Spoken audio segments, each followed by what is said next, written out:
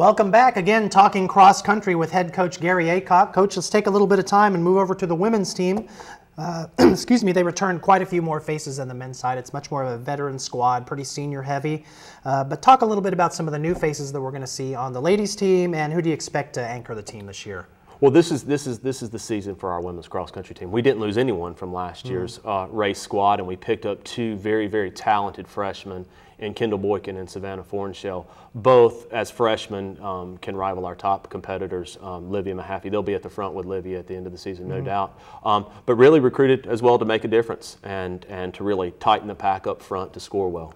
Well, the ladies competed in the exact same tournaments that the men did, so let's talk about those for a minute. They also finished first in the Gamecock Invitational, and all 6 runners finished in the top 10. That's pretty exciting there. You have to be happy with that initial performance. Oh, extremely pleased, extremely pleased. Now, the women don't bump up the race distance from high school to the collegiate ranks, so they're a little bit more comfortable when it comes to their first collegiate race. So it's 5K in high school as well. Yes, sir. And so when the gun went off, they just went out and did what they did. I mean, it was a very good race. We did not race some of our top freshmen, and were able to score well despite that. So I was very, very aggressive racing on the women's side, and it's going to set the stage for the rest of the season. We talked about Pardon with the men's team. I wanted to talk about Libya Mahaffey, who you mentioned a minute ago. She finished 20 seconds clear of the next D2 finisher. Talk a little bit about her work ethic and how she leads this team by example.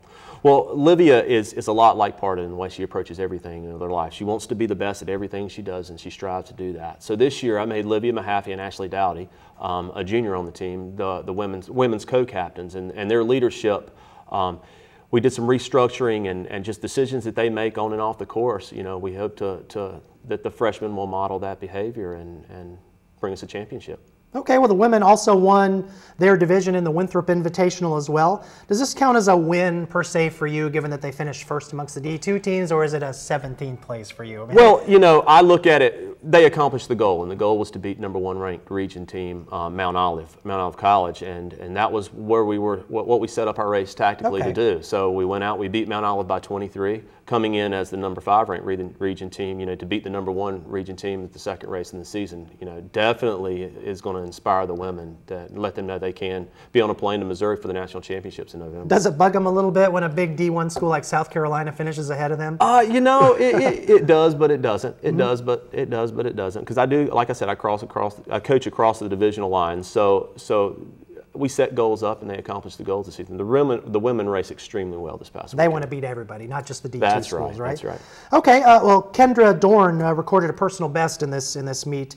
Is this something that runners on your teams commonly strive for? Is that like a personal goal that a lot of them set to beat their personal bests, or is it something else? Well, theoretically, you know, we would love to have each of the runners run a personal best each race of the season. And it doesn't, you know, it's not something that you can define success with, because it's, whereas in track 400 meters is 400 meters is flat. You know the distance. Cross country, you have no idea of the weather, of the course terrain, how it's going to run, or the race field. So a PR is a good thing always. But it's not something that can be expected. Kendra went out and ran well. She ran with the team. We placed well as a team, and then really helped the team. Okay, well, that leads up very well to the next question.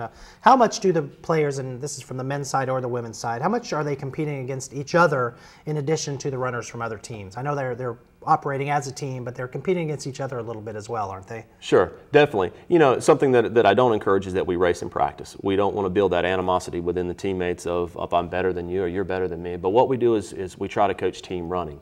And basically, we set up goals for specific spots in the particular race and try to have them as close to possible to the finish line. And I tell them, if you're pulling off from a teammate, you need to let them know that he or she needs to come along with you, because every spot matters in our sport. And how much does that pulling off, like you mentioned, how much of an effect does that play in running? We hear about it in cycling quite a bit, but how much of a role does it play in running? Well, you know, it can, you know, when you have a team of 5 girls that were within 15 to 20 seconds of each other, if you see them surge against the race field, it can be demoralizing in the middle of a long distance race. So using that as a strategic point, you know, it really, you know, helps to have your women that close together and pushing in the key spots of the race. Okay, well the next meet is September the 28th in Charlotte at the Charlotte Invitational. What are you hoping to see there? Just more progress? Definitely progress. We're in our interval phase of training. That should really elicit some fast times, especially on McAlpine Park in Charlotte. The UNC Charlotte race is going to be another huge race field, very, very competitive.